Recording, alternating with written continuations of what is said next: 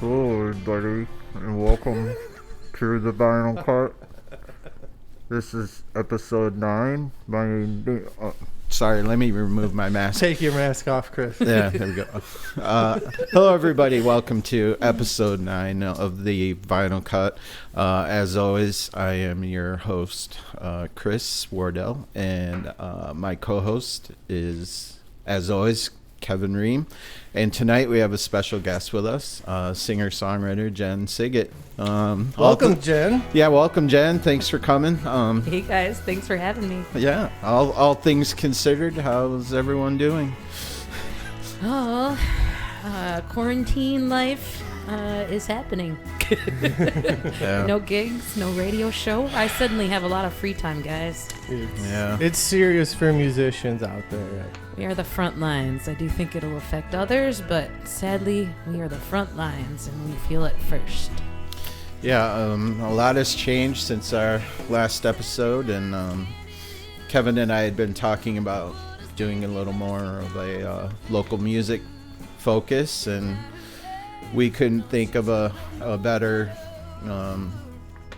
musician and to start off with in the area than Jen Sygit. And you had a big show coming up at the Arc, and that was going to be what we were going to really focus. That was going to be the focus, but the rest of 2020 is canceled. So Yeah, is there any official word that when this is supposed to be lifted, or is this? Yeah, I feel like that is something people are now starting to talk about. Here we are, we're doing it.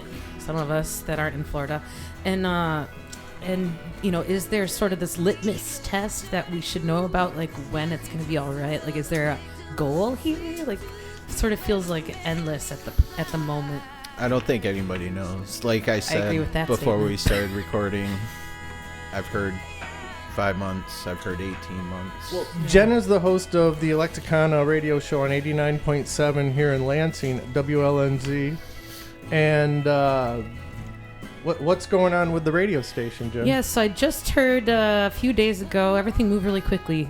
Eclecticana is on hiatus, as is pretty much all programming at this point over at 89.7. They started with, they moved sort of to staff only at first, and then now LCC is just completely shutting down. So it's all automated, and it's just going to be whatever the AI plays with an occasional message letting people know that it's not the usual programming. So that's where it stands at the moment. No return time as of yet. I think they have it scheduled until May, middle of May right now. So they're prepared to not have anyone go in for a while. So. Yeah, it's crazy. Like, just about every gig in the area is canceled. Every concert, like up until June. I just saw that Bonnaroo got postponed. Yeah. June is definitely feeling it. I'm like freaking out because I have 3 Fish shows in July. I don't think that's gonna happen, so I'm optimistic. The Trey solo show at the end of May is probably definitely not happening. Well, Live Nation canceled all their tours, right? Okay, so, I think so, yeah. That would be. We surprised our daughter. Well, we just told her today we got her tickets to Billie Eilish. Aww. And we're gonna surprise her on the way there, but it's postponed and all that jazz. So drag. Yeah. I was fortunate enough. I was gonna meet from Men at Work. I was gonna Colin Hay. I was gonna meet Colin Hay later this month. Funny quick story. He apparently, unbeknownst to me, I am Facebook friends with the manager of Men at Work. You know, when you just have a million Facebook friends, you don't know who all's in there. And I made a post of a Colin Hay song, just a video, and said I was a fan of the song. And I left to work on my radio show, and I came home, and there was a million comments on it. And one of them was from the manager, who said, "Oh, well, Colin will be at the Royal Oak Music Theater on March, I think it's the 20-something, later this month. And I'd be happy to put you on the guest list, and you can come backstage after and meet him." So that's awesome. I now don't get to meet Colin Hay. Just such a bummer. Super drag. So 2 big losses for me this month. My first ever gig at the Arc headlining. I've performed there a million times, but this was my first headlining gig. And then, a few days later, I was supposed to meet Colin Hay. So cool. Big loss for me, but kind of cool. It still feels good that I exist in that realm somehow, Right. Yeah. even as a little phantom. Well, maybe when he comes back around, because I believe he's currently, when he's not touring solo, he's in Ringo's All-Star Band. Oh, I didn't know that. Yeah, he That's just cool. joined back up with them. I think it was last summer. I think he's doing it again this time. Or well, if there is a tour. this time. Right, yeah. Anyway, Well, I want to talk about what musicians can do to help get through this troubled time. But before we get to that, I wanted to talk a little bit about Jen. Jen, when did you first get into music? What was it that made you want to pick up a guitar and play? Did you have any influences or? yeah, I mean, it's a long story if you want to go. Depends on how far back you want to go. Seriously, my father told me a story a couple years ago. I was always a really well-behaved child. And like when they put me down to bed, I would stay in bed and go to sleep. You know, a couple years later, they had my little brother, and he was pretty much the polar opposite. He was like the heathen child that did everything they didn't want him to do. And so at a certain point, I think I was 3 or 4 or something, my brother was in the picture at this point, I believe. But my father had put me down a couple nights in a row, and I was getting back up, and they would hear me in there doing stuff after they turned the lights out. And so he came in to kind of scold me, essentially, and he said, "Jennifer, why aren't you in bed?" And I said, "I can't sleep because of the song stuck in my head." And that was like a toddler. So, I think the music had me pretty young. There's a photo of me as a 5 or 6 year old sitting at a piano trying to play music. And my parents say that wherever they would take me, if there was an instrument of any kind in the room, I would gravitate toward it and basically go sit in a corner and play with it the whole time. Sorry, I can relate to that. That's it just was always my love from a very young age. I don't know if it was something for us growing up in the 80s, but bet. It was more of a toy for me. Same almost, because we did have I had multiple portable record players. I had 3 of them. And we would just carry record players around the house and play records when we were in elementary school, which kind of blows my mind. I guess it's the equivalent of the iPod now, just a lot smaller. And that was in Maryville, just outside of Port Huron? Yep, Marysville? Yep, there's a nest on there. There's a Maryville, I think, in Ohio. Okay. But, there's nests on there. And that's where I grew up. I can't say I've never been there, but it's beautiful up there in Fort Huron. It's a water town. I grew up on the water. Felt really landlocked when I moved here to Lansing at first. We pass a swimming test to graduate high school, and we get our boating license in elementary school in class. Wow. They come to the class and you get your boating license in 5th grade. It's Wow. crazy. That is. Water Wow. town. Water community. Watertown. You don't think of things being all that different, but I mean... And the sound of a freighter honking at night is just part of your cricket's landscape when you're sleeping. You just don't even factor it in. You just hear the... And then you hear another one that's slightly different pitch. And they just do that a few times as they're passing each other. Oh, wow. Watertown. It's a whole different world. So you gravitated to Lansing area to go to school at MSU? Yeah, I had couple of friends who... So I did a couple years of community college out of my own pocket. I don't come from a wealthy family. And so I was trying to save some money. Yeah. Whatever that means. And I did a couple years of community college where I grew up. And then I had a few friends in the interim that had gone to Michigan State. So I'd come over and visited, and I had a good time. And being a music head, there seemed to be some healthy music happening at the time in the area. So that was definitely something that drew me here. And so when I was a junior and ready to transfer on to a bigger university, I ended up picking Michigan State.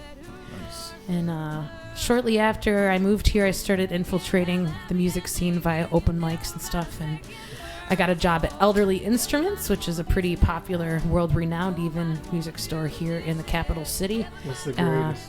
And that was super eye-opening for me. It was great shedding in that time of my life. I learned a lot about a lot of genres I had no exposure to, and instruments that I had never had exposure to previously. Sure, I bet. They call it GAS for the musicians there. It's Gear Acquisition Syndrome. Yeah. So I definitely had a lot of gas in those years, and I bought a lot of instruments and listened to a lot of genres that were brand new to me. And It's so sweet. They have master craftsmen that work there and know how to fix these beautiful old instruments. And then there's jams like every once in a while right in the store too. fairly regularly. Yeah. Still. Yeah, I was gonna say, how many bands do you think have Formed. come from Oh, that yeah. place, have formed and come out of there? And I would guess a lot. Anybody- Almost like in this town, probably like 90% have at least true. one member that worked there. It's true. Yeah. Including It us. might have only been for 4 months, but someone in that band probably worked there. It's true. You always hear I don't know if they're rumors or not, but the Bob Seger sent one of his guys to come and buy like 50 grand worth of equipment or something like that. I saw things when I worked there, and celebrities. Yeah. They try to be sneaky, but they're always found out. You can't get away with it, celebrities. After hours, I'm sure, after the door closes, that's when they show up. Oh huh? no, they come in during Right, no business hours, kidding. just like everybody else. wow. Yeah. It's exciting for them too. That's the funny thing. They're real people. They get excited about the store too. Speaking of somebody that once worked there, here's an old buddy of ours. And let's talk a little bit of the session work you did. Oh You yeah, sang on this song, didn't you? I did. I had to listen to what it was for a second. Sorry. Yes, No, Rob Clyda Yeah.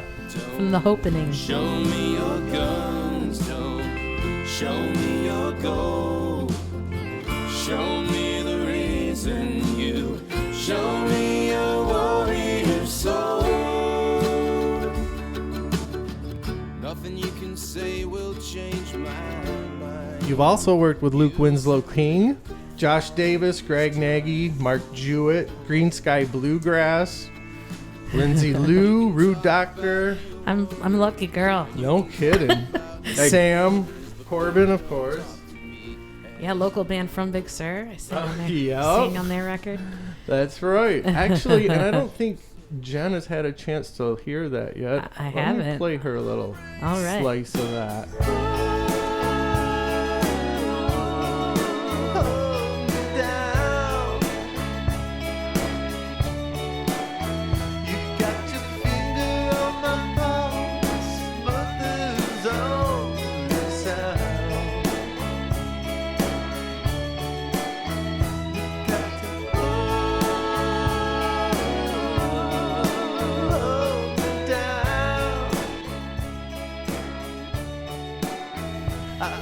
Yeah, I love recording. I'm always happy to do it. It's one of my favorite parts of the business, and I'm always game.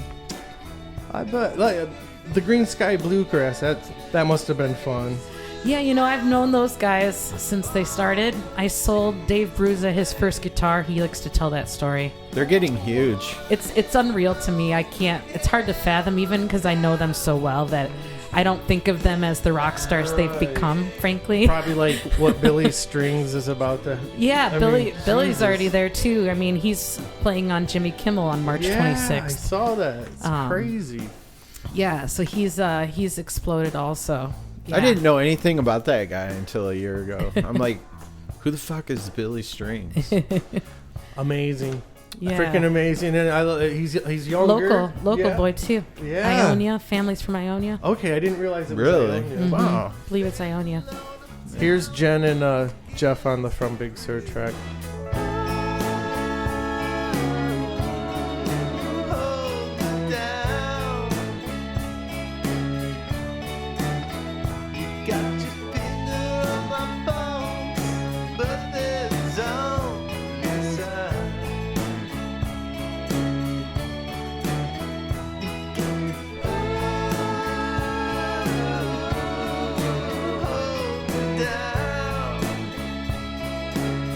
Great job. Such a good song. No, thank you. It was, you guys were just the cherry on top. Puts it over the edge. That's Bad Milk, right? No, that's Hold Me Down. Oh, okay. I hardly know him myself now. Yeah. Chris, I'd like to present to you. Oh, wow. My own test five. pressing. Yeah, we How did- received 5 copies of the test pressing. How did you get the vinyl? Because vinyl is in scarcity at the moment. They haven't sent it to us yet, but You we just got got our the test testers. pressing 2 weeks ago. That's awesome. Thank you. Amazing. So, it's a little crackly. Yeah. Is That's that a okay. common thing? I've never had anything on vinyl. Probably because they just want you to make sure the tracking is good in the right order, and that sounds sort of the way you want it. Nothing's cut in But- half or something. But Jen, you released your first album in 2003. I'm sorry, Chris. Did I jump ahead of Yeah, you? well, Sorry. I've got a little question for Jen. I was Sure, wondering if sure. she could fill us in on this right here. You take the good, you take the bad, you take them both, and there you have the facts of life. Nice. Facts Wow. of life. In my research, I stumbled across this gem. Yes, there's a whole lot of that. I did a bunch of commercial work. No Wow. kidding. I did. You should check out Almost There. I'm pretty proud of that one.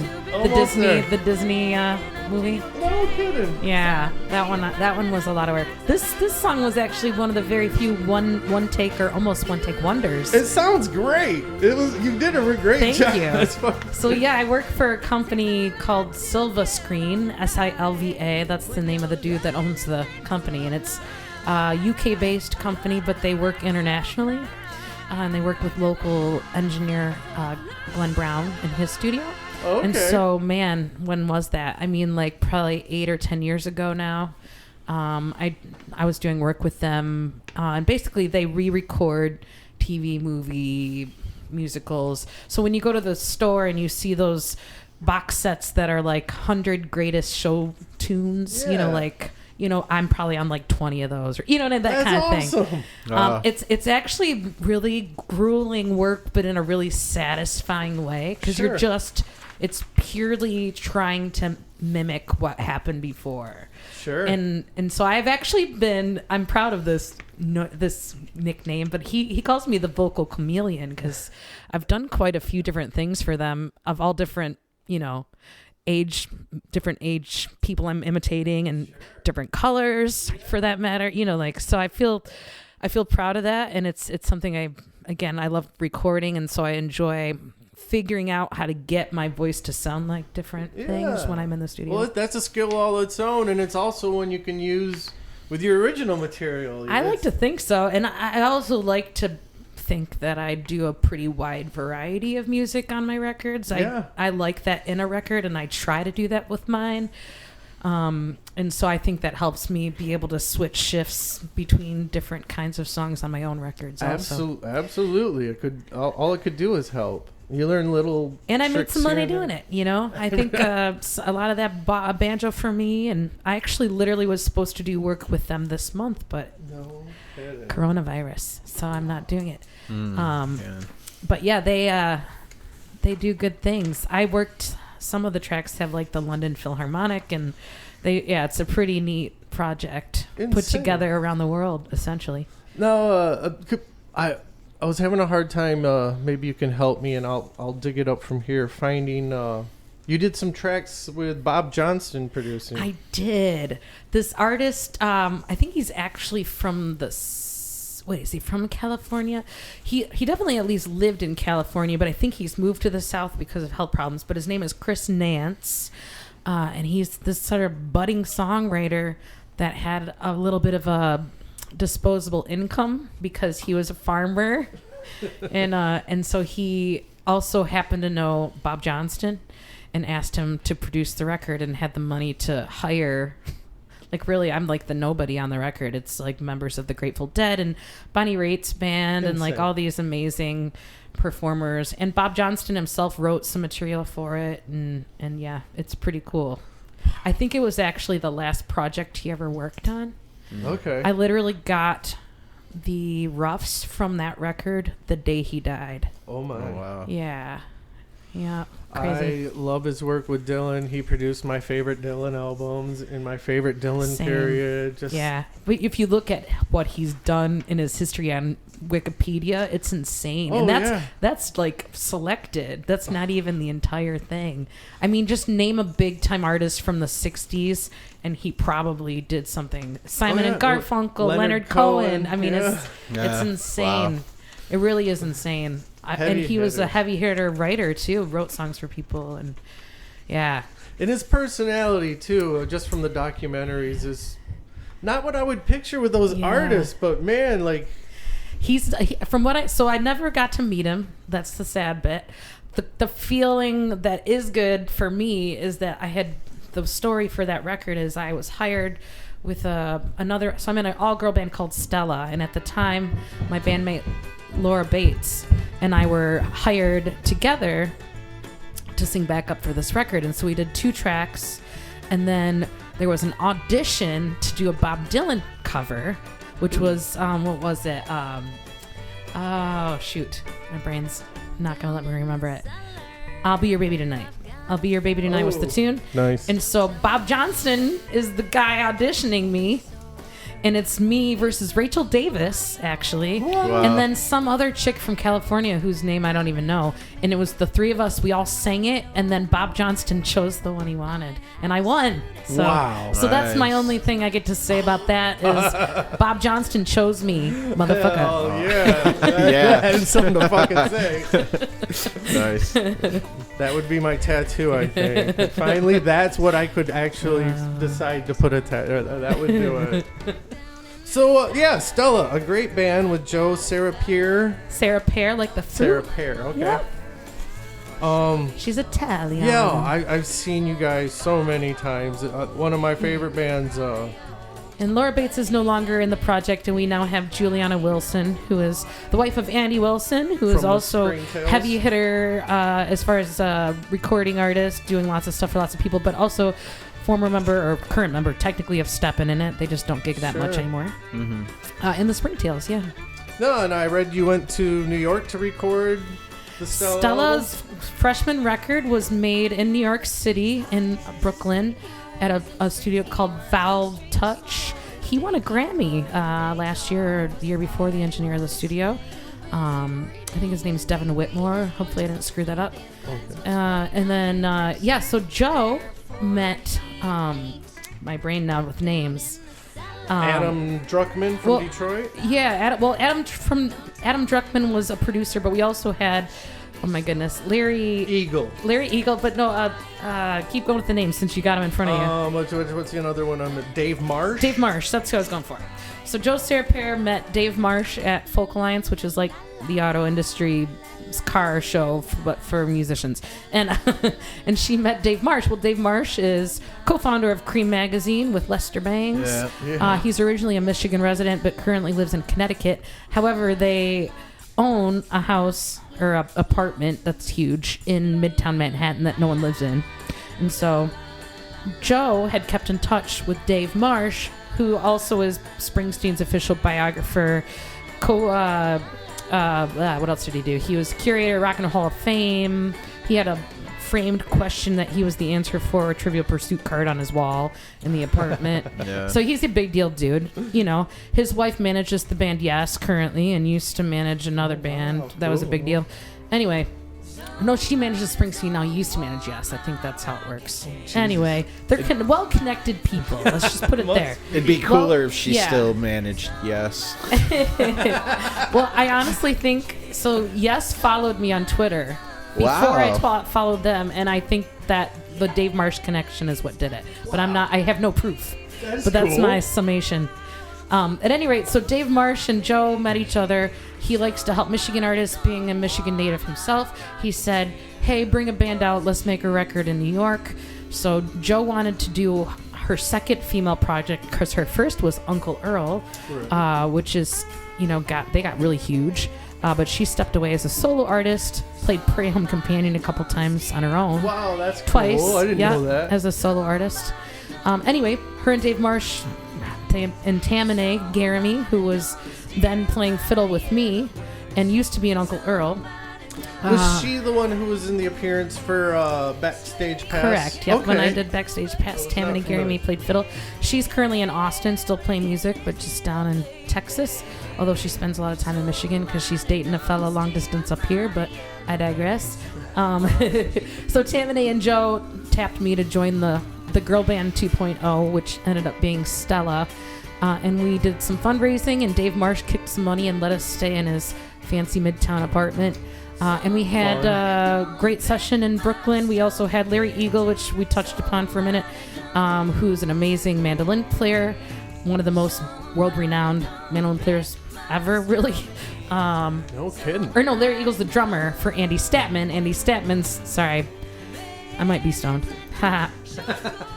Yeah. So, Larry Eagle played on Stella's record. Larry Eagle also played on the Springsteen Seeger Sessions record. He was the drummer for that record and the backup singer for that record. Anyway, lots of names I'm tossing out. The basic thing is Stella made a cool record out in New York City. We also got to go play at SiriusXM headquarters in Rockefeller Center, Nice. which was really exciting. The view is unbelievable. It's floor-to-ceiling windows on the top, it's the top of the building. Signed the wall next to Hootie and the Blowfish and Cool and the Gang, and did our thing and peaced out. Because Dave Marsh has a radio show also on SiriusXM called Kick Out the Jams. No kidding. So Naturally. we got to go be on his show. Yeah. So anyway, yes, Stella. Stella's had a good run. We're working on her second album right now. We're about 7 tracks in. Just doing a really homespun recording this time. No New York trip in the works. I think Dave Marsh was the one that had the review in Cream magazine about Lou Reed's Metal Machine music, and all his review was why with a question mark. Yes, he doesn't. He was definitely known for burning bridges and being honest. Yeah. Oh yeah, him and Bangs both. So it feels good when he likes you, though. I can tell you that. Oh, I bet. Let's move on to your other band, Lincoln County Process. I do have Lincoln County Process. So I've been playing for a long time with a fellow songwriter that I admire named Sam Corbin. I met him through my open mic that I host here in Lansing. I've been hosting since 2003, which tells you how old I am. And I met Sam through the open mic, and I love singing harmony, and so I just sort of said, hey, you're doing a bunch of songs I love. Can I jump up and sing with you? And eventually that turned into a duo, which turned into a band, which became Lincoln County Process. We're both whiskey heads, and Lincoln County Process is a distillation term. Sure. It's how you make whiskey by filtering it through cherry-flavored charcoal. Oh, Delicious. This is a track from Live at Buses on the Beach. Oh, cool. This one's Hey Jake. Yeah, this is a Sam Corbin original. Um, That's me on electric guitar then. ripping it. nice. I've told Jen this before. My favorite 2-guitar band in town is Lincoln County Process. I've never Thank seen you. you play electric guitar. Yeah, I pretty much, I do it with Stella, but not a ton, because the songs wait, are yeah, really I have, mellow. I have. But I get to really kind of lace into it a little more with LCP. And I'm really trying to get better at doing both rhythm and leads so that I can just do both function myself. Sure. But that's the tricky thing. You gotta have kind of the right band build a little bit too, like having keys or something there to like fill it in when you are playing lead is kind of nice. Sure. But I'm trying to get more there to be able to do that. But in the meantime, we do the swap back and forth. Yeah. And It works. And it's fun. I mean, we're right now we both would by far rather just play telly for each other and then to lead songs. So it's pretty much the entire show is us trying to fool the other person into doing an extra song so we can play telly for another song. Nice. I know the feeling. My favorite thing in our band is when I can just step back and play some rhythm guitar. It's so fun. It is. It's really fun. I would rather be a sideman any day, I have to tell you. I know it. But we want the money. Yeah, I'm getting real rich. You know who always gets paid? The band. You know who doesn't always get paid? The artist. That's true too. Sad but true. So yeah, you guys started in 2007. Joe Van Acker at one time played electric and upright bass. Brennan Duncan Andes has been our bass player for the last couple years, mostly because he started playing for my solo project. So then he knew all the updated tunes, and it just became easier to hire him. But we also love him, and we love Smalley too, though. This is what happens when you have a baby. You can't make it out on Thursday nights anymore. It's true. True. Well, we don't even, to feel better, we don't even use a bass player hardly ever on Tuesday or on Thursdays anyway. It's just the cajon and that's it's Jeff on cajon and Jeff Lewis on cajon and We used to be regular Thursday night. Yeah. That's true. I didn't even think about that. You don't see us up there on Thursdays anymore. It's hard. You'll get back sometime. Yeah. Yes, The you kids got will that grow right. up. We'll see you again if we still have the gig. Well, we should mention Drew Howard, who Yeah. is an honorary Stella member. He is definitely an honorary Stella member and has played on every record I've ever made. So Also, I've seen him get up and play with the Lincoln County Process before, but not an official member at all, right? yeah, pretty much he's just such an amazing player that any project I'm involved in has probably hired him at some point. That's a good move. Yeah. All right, let's move on to Jen's first album, Here to There. Here to There. 2003. 2003, my first record. Listen to that. That's the banjo stylings of Keith Billick right there. Okay. He was playing nylon string banjo for this song to make it mellow. Oh, I'm so glad you pointed that out. You're welcome. I would have never thought of that. And we did I this can song hear it. live. This song No, was, I can totally hear it, but I would have never thought of that. and this song was recorded live. He and I just sat in there and did it. Sounds great. So I rented this vacant studio for this record for a month, and we had no running water. We had to pour buckets of water in the toilet to flush it. Oh, no. It was out in the middle. It's actually kind of over here where we're at. It was out, kind of out by the Sheepland MSU area, literally out in the middle of nowhere. It's just like farmland, and then this vacant studio that one of my friends' uncles owned. Okay. And so the band Hot Toe Midi had made a record there in exchange for cleaning out this space that had been just like kind of left, like raccoons had gotten in there. But it's like Glenn Brown designed it, and it's like it was Glenn Brown's original concert space, or original studio. And so, it was designed amazingly, and it was 2-story. It had a second floor bootleg booth where you could watch everything too. Wow. Kind of like Abbey super Road. Haunted though, super haunted. Oh, was it? For real, super haunted. Like people warned me, and I didn't believe them, but it's super haunted, dude. Like just no question. Glenn Brown talks about doing recordings in there on Halloween or doing a documentary in there because it's legit. It's haunted. I'm not gonna lie. No one would go upstairs during our recording the month we had it. You just don't go upstairs. Laura had her hair pulled in an empty room in the middle of the upstairs, vacuuming. In an empty room, there was nothing for her to catch her hair on. And she turned around thinking it was one of the guys, and there was no one there, and there was no one on the second floor. And there's a round metal staircase in a stone entryway to get downstairs. There was no sneaking downstairs. Whoa. Like if there was someone up there, like she would have found them. Like she went storming off to yell at somebody for pulling her hair, and there was no one there. And Glenn tells stories that they couldn't keep cleaning staff, would only come in when other people were there, and wouldn't go in certain rooms, and weird stuff happened. I can tell you lots of stories. We could have a whole podcast about that. You'd think frankly. that'd be a good selling point for a studio. I mean, with metal bands or whatever. Well, it was already Yeah.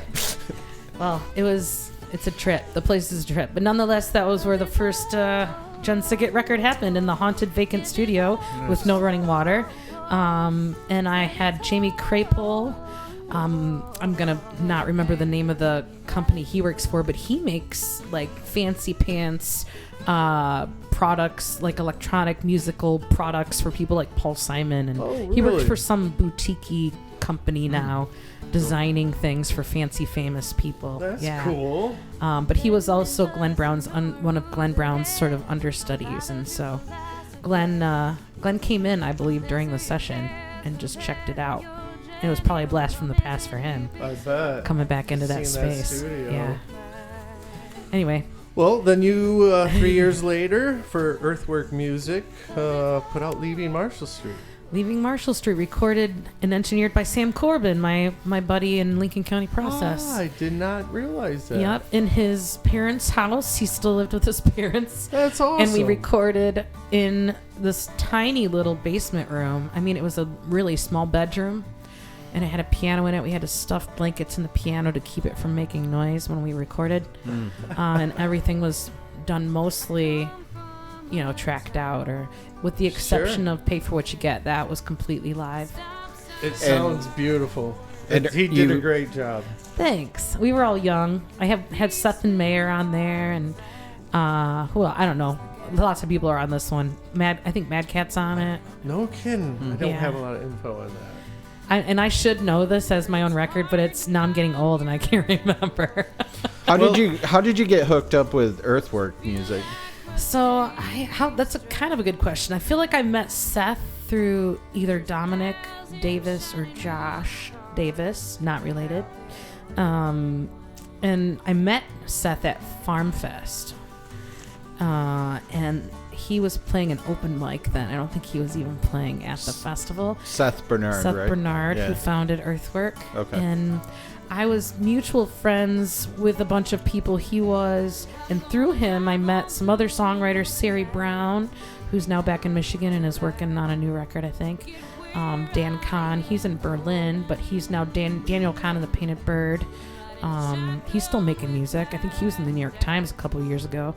And all these people, we were all songwriters that were sort of all already working together and already sort of like listening to each other's tunes and being present for them and encouraging. And I literally got in Earthwork, Seth Bernard hand wrote me a note that said, "I'm creating this songwriter collective. Do you want to be in it? Yes or no? Circle one." It was literally like that.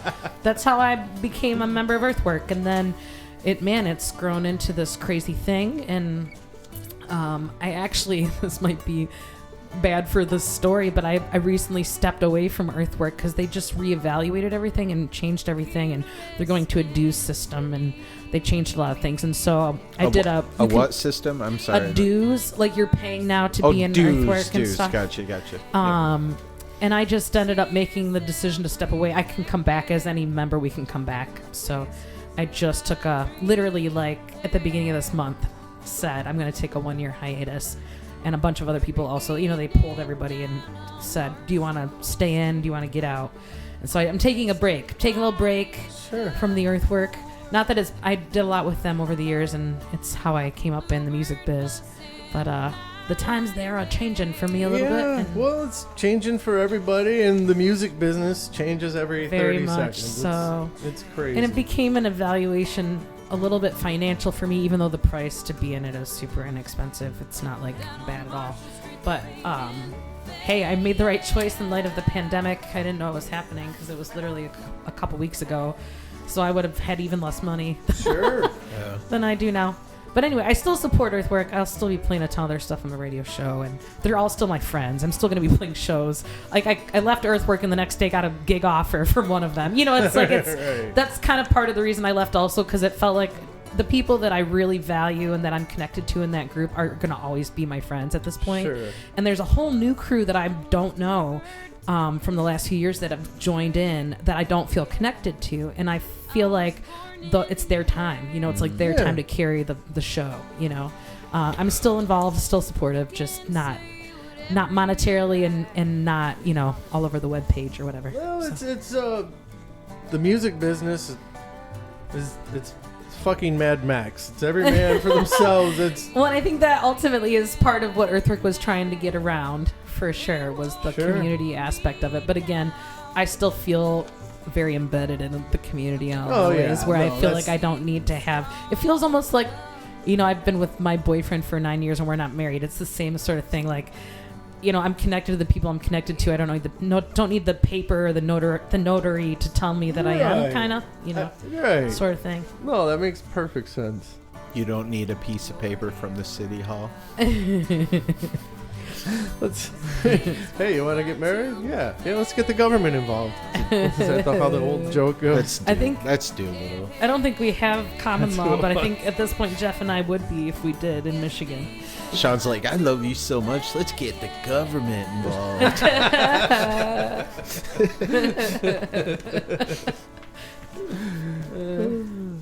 All right. Well, and then 3 years later, in January 30th, 2009, you put out So Long Pollyanna. I did. I'm really proud of that record. It's a great one. Yeah, it is a great album. I had the band I was working with at the time I was calling Spare Change, and that was the band I did my backstage pass with. Okay. With Drew and... Yeah, I had a different bass player. Spencer Kane played on the backstage pass, and he didn't play on the record. I had 2 bass players on the record. Dominic did 7 of the tracks, Dominic Davis, and 3 of the tracks. Who did the other 3? Was it...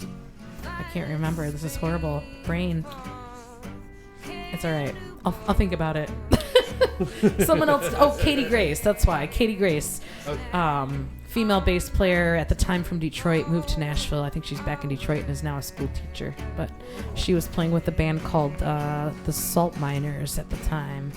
And so she played bass for the last 3 tracks. Cool band. She also played bass on the record for Stella. She wasn't in the band, just did the session. It was before Laura was in the band. Katie did the session. Yeah. Okay.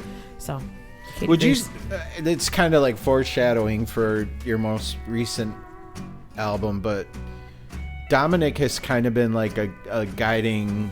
We've known each other for a long time. Like a guiding light for you. And I mean, definitely on the last record. I don't know if I would necessarily call him a guiding light for my whole career by any means. I think we came up together is more how I feel. Like it's more like we're buddies that sort of grew up together in the biz. He did have a couple years on me with stepping in it, but you got to understand, I knew those guys when they were playing for free in a basement. Yeah.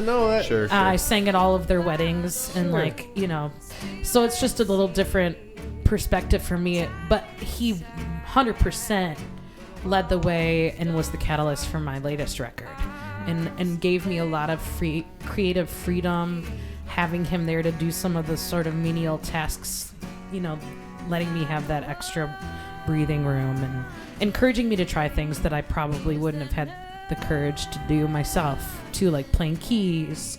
Never played keys on one of my records before, and I wrote this song on keys and called Sinking Ship. And that was a great song.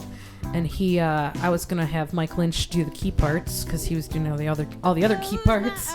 And Dominic said, I think you should just do it. And I did that in one take also. That was a special moment for me because it was magic because I wasn't even gonna play, and then it just happened. And it's very simple, don't get me wrong. No, but I'm certainly no virtuoso, but it felt good to just do it. It's perfect. It's a great little song. It's an immediate Jen Sygit classic. Thanks. As soon as I heard the record, of course the first song sticks out of it, but Thanks. I love the first track too. This one is I think it's my favorite song on the album. Thanks. I get that a lot from this song. People really did dig this one. And this was a co-write with Dominic John Davis. He wrote the lyrics. I wrote all the music. So the way I write a lot, it's not always, but the most common way that I write is typically I'll write an entire song, melody, chord progression, the entire thing, bridges, all of it, no words. And then I go back in and fill in the words. Yeah. Exactly. So in my phone right now, I literally have probably a whole record of songs, just music.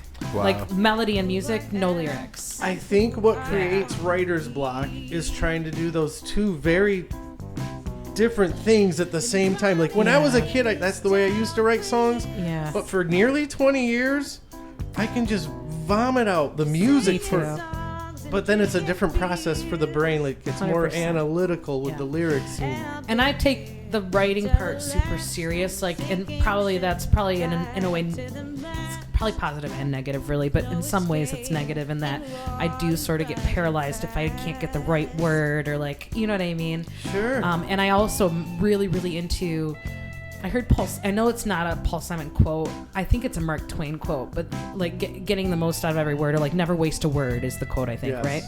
And I heard a really great songwriting interview with Paul Simon, and he was talking about writing the album Graceland, and he said that, and they were showing lines from his songs, and he's one of my favorite songwriters, and so that's really, really stuck with me, the not wasting a word. So Sure. I'm definitely like someone who tries to make every word count in every way possible, sometimes with double meanings if possible. Absolutely. And so I kind of really do labor over those word choices, and it's where it slows me down. You can tell. Like, it really pays off. Well, thanks. Well, so this one, I was really stuck on the ending of this song. I just could not get there. And so really the lyrics from where the song is pretty repetitive to a point, and then it goes crazy and goes totally off the beaten path. And from there on, the lyrics are all Dominic. But all of the music is me, and all the lyrics up to there are mine. That's a hell of a co-write. We really, really just function so well together. He's already been hounding me to that I need to work on a new record, so he's good at it. I don't think I had mentioned yet. We are now talking about "It's About Time" from 2018, produced by Dominic John Davis. Here's the opening track, which features Luther Dickinson.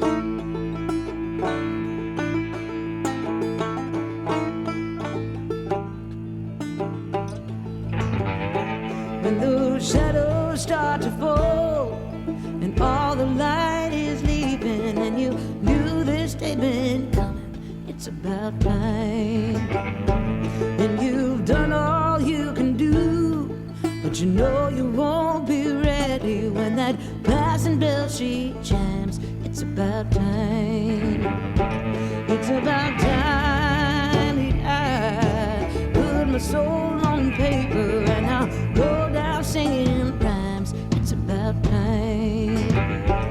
Yeah, that was a big lucky moment for me to have him on this track. Totally freak luck coincidence. He and Dominic have played together in the North Mississippi All Stars, which is actually Luther's project. Dominic has just played bass with them on occasion. Yeah. And Luther knowing, excuse me, I got a little congested there for a second. Luther knowing that Dom is from Michigan, just happened to text Dom and was like, "Hey, I'm in Michigan opening for Big Head Todd and the Monsters at the State Theater." Cool. Yeah, and he just texts Dominic, and Dominic's like, "I'm in Michigan working on a record," and both things were happening in Kalamazoo. And so I, of course, turned to Dominic and I'm like, you should invite him into the studio. And I was just thinking for a visit, straight up. I just wanted to meet him and say hi, and so Dominic sure enough did. And the following day he came in. It was his birthday. The following day after that was my birthday, so we were also like, it was this weird like double birthday thing going on. And he told Dominic before he had come in, his text back to Dominic was about coming to the studio was, "Tell your victim I'll play on the track for free in the spirit of coincidence." So he played on my album for free also, like just totally freak lucky all the way around thing. And it definitely felt kismet, especially the birthday thing. It was like, really, it's his birthday right now and my birthday is the following day, and this really felt like a magic moment. 3 takes and he did what you hear. And Did you get to talk to him much the at all? sound. Yeah, he is super nice, and he's kind of quiet, super friendly, super down to earth and nice. And he didn't hang out a long time because I think he had to play that night. Sure, I could But imagine. he took an Uber over or whatever, and Dominic gave him some bubbly and some chocolate or something for his birthday. And Did he talk about the Black Crowes at all? we did not. Everybody was trying to be cool, as you can imagine. And I did take a few photos. He did, however, use like 2 crappy little amps that we had daisy chained together, and he sat in the engineering booth and played, and the amps were in the studio. Sure. Yeah. The North Mississippi All Stars played on this really small stage at Bonnaroo in 2003. Oh, they're so good. And yeah, I was pretty blown away. A lot of slide. He plays a lot. Yeah, Which and is it's- what he did for me. And It's his brother on drums. Yeah, Yep, he's it's just the there. two of them too. I mean, they hire other people sometimes live, which is how Dominic played with them. But technically, the NMA is just the Just two. the two of them. Yeah, Yeah. exactly. That's just hilarious. the two guys. I have noticed they've always. It seems like they have a different bass player pretty frequently. Man, one of my really probably top 5 albums is the album they did with Anders Osborne. It's called North Mississippi Osborne, NMO, and it's just North Mississippi All Stars with Anders Osborne, Ah, and it's killer. You would, Kevin, you would definitely like I'll it. look that up. Yeah, But the title "It's About Time" comes from Dominic, right? I remember when I interviewed you for a story for Eli, Yep. and you told me that he was the one that said, "Jen, it's about time for you to put out." yeah. an So album." for whatever reason, Dominic was hell bent on this record being called "It's About Time," and my rebuttal was always, "We don't have a song. We don't have an It's About Time song, Dominic." And so literally like 2 weeks before we went in the studio, I was having a 3-way phone call with Dominic and Ian Gorman, the engineer. And Dominic's usually pretty talkative, and he was kind of getting quiet toward the end of the phone call. And when we got off the phone, he like called me back, and he's like, "Sorry if I was being really quiet." He's like, "I was writing your It's About Time, well, I think he said your banjo song, because he had also been pushing me to like really quick write a banjo song before we went into the studio." Yeah, just to have. Yeah, That's a good just idea. real quick, let's write a banjo song.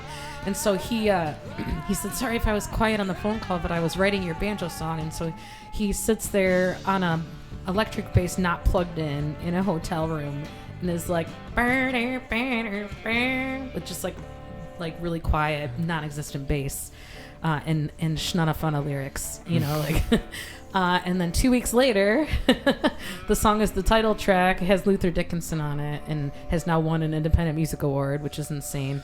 Yeah. Yeah. Well, and you were nominated for 2 Jammy Awards Yeah. for this Best I know. Americana Roots. I was top 4 finalists for Best Americana Album and Album of the Year, I think. Yeah. And then Best Album, Best Music Video for Love is Wild. Oh, yes. So for the Independent Music Awards. Yeah, we won. Well, technically, I like to say I won 1.5 awards because the other award isn't in my name. But we have a music video for my tune "Love Is Wild," made by Michael McCallum from Rebel Pictures, local filmmaker, and he won in New York at the Independent Music Awards. He won People's Choice basically for Best Director of a Music Video. So even though it's not in my name, I do feel like it's a partial win for me because it's kind of my team and my tune. He also directed the One Thing video. He also made a video for my previous release for a song called One Thing.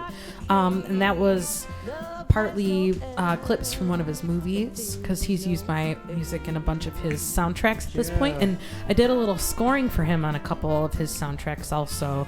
My only foray into scoring, which is very tricky, but it was a fun challenge. Yeah. I like to just say yes to things, honestly. Yeah. Like, this is maybe the wrong thing to say to a couple white dudes like yourself, so I apologize. But I read this really great thing online that sort of encouraged me to try more things, and it sort of went like this. It was 2 comedians, 2 female comics talking to each other, and one was saying, yeah, I just not one being unsure of whether to take a job that was offered, kind of thing, like whether they were worthy of this job. And the other comic was basically like, there's 100 douches that suck that would take that job in a second and think that they were so good at it. Right. And so she was sort of, I think she might have said something about white dudes or something in that comment, so you can take all that away. It's more just about they're unqualified people. It doesn't have to be like a dude or a douche. It just have to be an unqualified person. Right. But they are out there, and I see it. I'm like, yeah, there are people that I think, like, how are they doing that job, So I take everything. If something gets offered to me, I'm going to give it a try. Hey, I'm a pretty smart human being, and generally, even if something's new to me, I can figure it out. Mm-hmm. I think trying is a huge... There is no try, there's only do, right? Which is funny you say that because we found a quote about I try.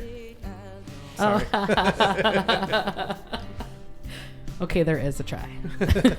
Just kidding. But there's actually a quote from from Local Spins, where you said, I was actually sort of semi-considering retiring from the music scene, or Yeah, maybe I was. approaching a different side of the scene, like booking or something like that. I was definitely feeling a little disillusioned. Yeah, so you do have to sort of constantly reinvent yourself, and venues turn over constantly who's booking them, and then you have to like sort of like start all over sometimes with like telling them who you are. And before this record had come out, I had been blocked writing wise for a super long time, and again, this is where Dominic became a really good catalyst, where he was like, I'm getting into production, you really need a new record, like it's been too long, and I think we could make something really cool together. And so that's how that came to be. But yeah, when he swooped in, I was very heavily considering moving to the booking world in particular, because I was already getting a whole lot of emails from people all over the place, kind of constantly asking me for tips on like where to go and who to talk to. And I really would like to be a team player in the hopes that it comes back around to me when I need the same. But I also had this little thing in the back of my head that was kind of like, I should be getting paid for this. Right. And at the same time, I also knew of a certain person who was fracturing from an agency to start one.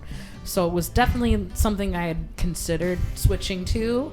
I don't mind the networking end of music. I don't really love the booking end totally, really. But It's brutal. It's brutal, and especially around here to try to get. yeah, it's easier to sell someone else than to sell yourself, though. So there's Yeah. that part of it where if you're working for someone else, you can be more bold and make bigger claims. Yeah.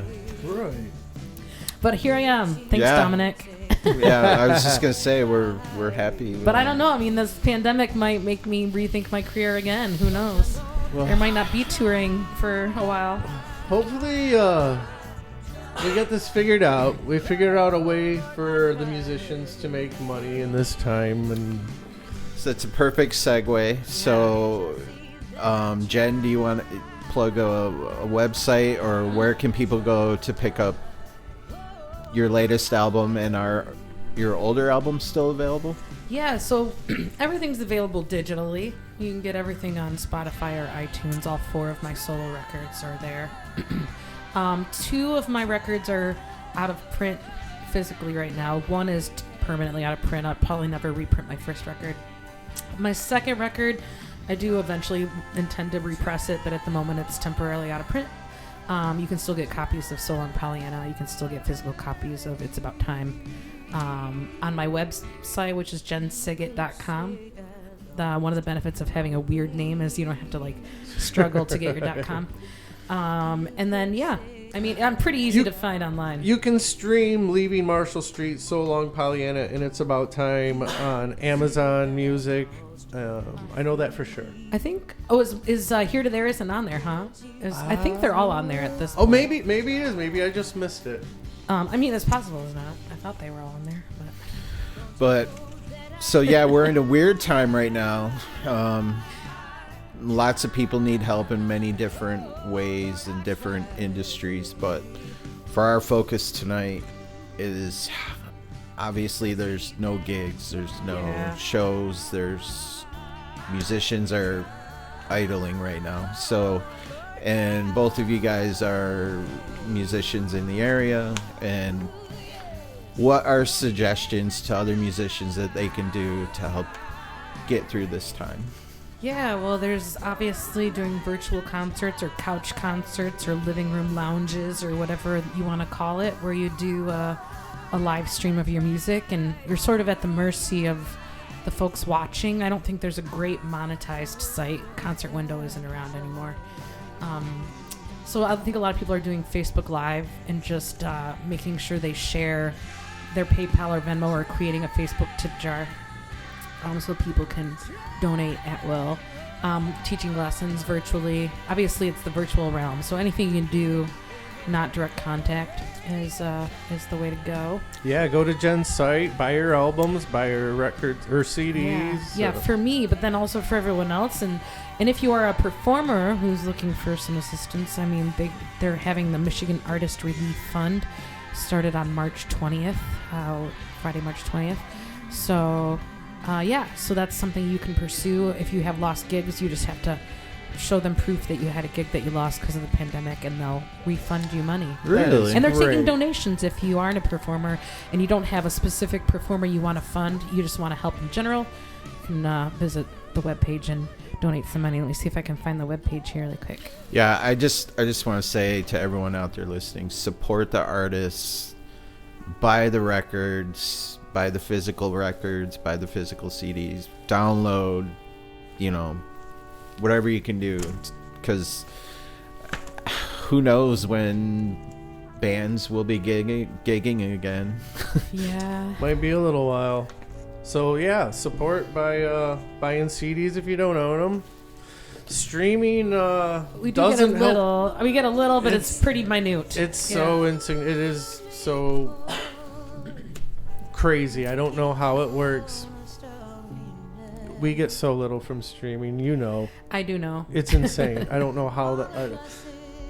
And they raised it. It's still insane. Yeah, so if you could buy the CDs or albums, if there's T-shirts, any way you can to help out. And honestly, digital purchases at this point are probably the smart way to go because a lot of places are doing away with physical labor. Great So point. if you're trying to buy a concrete physical CD, there's number one, probably going to be a delay, and number two, the artist may not see that money till they don't need it any longer. Also, if they're not going to pay you till it's shipped out, I don't know how they were going to work that.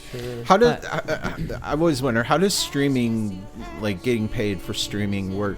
Like, It's do you get hundreds checks? of Yeah, cents. it's 100th of a cent per play. Yeah, Yeah. David Crosby talked about that on his. There's a really great podcast. Him and a buddy just sit down and talk about his whole career. Which It's called. shouldn't it be equivalent to radio play? Which it's Yeah. more than that for radio play. Well, even radio play isn't equal across the board. College stations plays earn artists less than Clear Channel or AAA okay, stations. because of how powerful their station is and how many Yeah. people they can reach. But he was saying one of his band members they is pay in the different band. rates. Sorry, they pay different rates also going in Okay. to the FCC, I believe. Anyway, sorry, go ahead. No, Makes that's sense. okay. But Crosby was saying one of his bandmates, that one of the musicians that plays with him, is in a band called Snarky Puppy, and they have albums. I know Snarky Puppy. Yeah, and They're like a funky band, right? yeah. And they're old. They've been around for a while. And he was saying they got like a check for $3 or something like that. Yeah, a lot of my checks. So everybody has an aggregate. They have a person whose aggregate just means they're collecting from a bunch of different sites for you. Yes. And so everybody sort of signs up with an aggregate. I use CD Baby just because I was already established with them before the internet age, really, when it was more concrete physical copies sales. But so now they do all of it. They collect every time I release a CD. I just send everything to them. They get it on iTunes and everything for me. I don't even have to do it. Yeah. And then they collect all the money, and I get one check from them every month, and it's itemized. But yeah, the Spotify's are like often like 8 cents, or it's really, It's crazy. yeah, it's pretty minimal. It's fucking ridiculous. They're just like making money hand over fist of the art that you guys I are have to be creating. honest. I know it's very useful, and almost every artist does subscribe, but I do not pay for Spotify. Just off I don't either. Good principle. for you. No, I don't. I don't either. I did accidentally end up paying for Amazon, but it is awesome, and so I got to break myself of that now. Amazon I have is awesome. I iTunes. agree with you. I have iTunes, but that was kind of ingrained in Yeah. all my Apple products, and Sure. Yeah, I don't currently pay for any music streaming, period. Only it's mostly based on principle and the fact that if I want to be a jerk and stream and not pay the artist, I can just go to YouTube and do it. once Bezos has a hold That's- of you, he doesn't Great let go. idea. Wow. But yeah, I have a test pressing of From Big Sur's new album, and this will be up on eBay by the time this comes out, so you can go. Oh gosh, you guys, I have to really quick tell you a funny Jen Good Sygit. luck. I just My first Here to There record, I only printed 1,000. They've been sold out forever. And people are funny and fanatical about stupid things. And I have seen it and have been told it's for sale for like $50 and $60. Wow. Like Oh, eBay. that's sweet. Because That's awesome. people just see it's rare and they just try to sell it for that. I hope no one bought it for that. Well, that's what I'm Well, gonna. yeah, it is rare. I mean, shit. It is kind of rare. I actually also had someone steal. The CD's been sold out for a long time, but I had an empty case, and for a while I would put it out at shows, and now I have like a nice printed like postcard that I put out instead. But I used to leave the empty jewel case sitting out and set out a print, but available online or something like that. Someone stole the empty case from one of the shows once. Yeah, people get funny when they think something's going to be valuable. I don't think they even like the music. I think it's more like the Beanie Baby mentality. Yeah, like I want the money on eBay. exactly. This has got to be worth something because there's only a few of them out there. Yeah.